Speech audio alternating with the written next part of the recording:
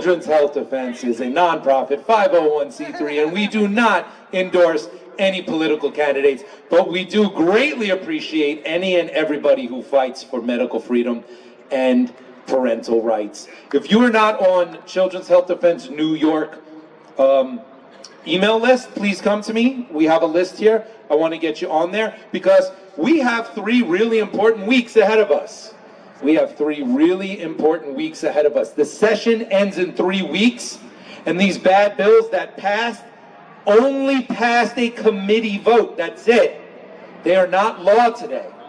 They still have to go through the Senate Health Committee, the floor vote, and then would get signed by Governor Kathy Hochul if she chose to do so. So we lost the battle, not the war. We have 3 weeks that we need to fight intensely to stop these bad bills.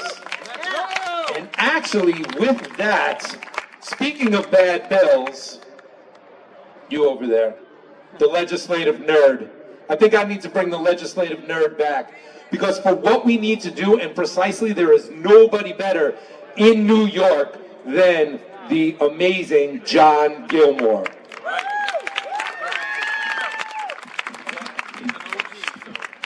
Hi folks, back again. I just want to emphasize what Michael was saying. Okay, this is like a boxing match. We lost a round, right? And there's going to be more rounds out there. So I'm gonna get into my legislative nerd mode a little bit, but I think you guys are got a pretty high level understanding of what's going on here. It just kind of gives some ideas of what might happen and how we can fight this going forward, right?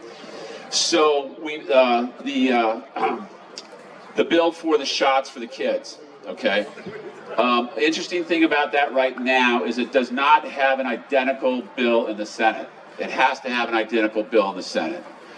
So now that the bill could go in today, but it's not there right now, which shows something is sort of weird about that. It should be there, right?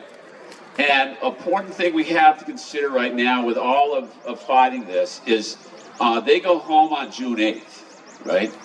And that doesn't give them a lot of time, right? And as we saw, these are controversial bills, right? They are not used to having 200 people showing up really focused on bills at their health committee meetings. I mean, if you were there early, they were flipping out. I mean, they brought up 12 cops, and the cops came up, and the cops were standing around saying like, well, what do you want us to do? I mean, these are people at a public meeting, you know, they didn't really do anything, which I just, if there's any police officers here, just thank you for your service. I've been coming up here for years and dealing with the Capitol Police, the Albany City Police, the state police, and they've always been very courteous professionals, and their role is usually to tell some very agitated person who doesn't know anything about civil liberties and telling them like, they're not doing anything, leave them alone. So that's a good thing. So anyway, that aside, a little history. The bill about giving the STD shots to minors, pretty much the identical bill passed back in 2019 in the Senate Health Committee, right? And it didn't go any further than that. That could happen with this bill, right? But it's going to require us to fight like hell, all right? For the next 3 weeks, you're going to have to really focus on your own legislators, on your own state senators, your assembly members.